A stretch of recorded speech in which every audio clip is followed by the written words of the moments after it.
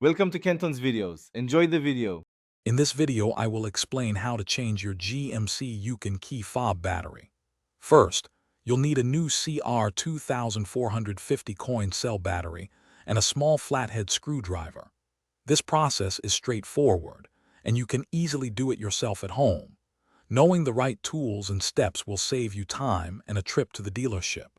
Let's get started by preparing your workspace and ensuring you have everything ready for a smooth battery swap.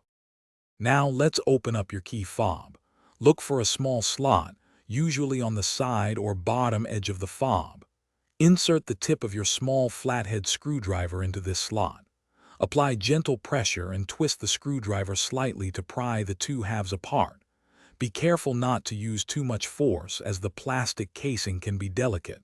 Once you hear a small click, you can separate the two sections. With the key fob open, you'll see the old battery.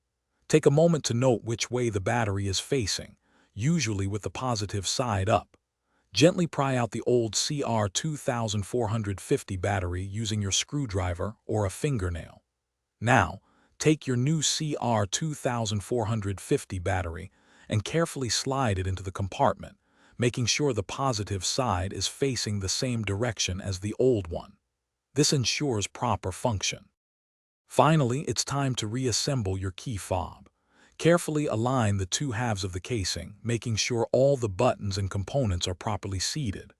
Press the halves firmly together until you hear a satisfying click, indicating they are securely closed. Now, test your key fob to ensure it locks and unlocks your vehicle correctly. If it doesn't work, double-check the battery's orientation. Also, remember to check the description below for a link to grab some Little Trees black ice and other great deals. Thanks for watching. Consider subscribing if we helped you.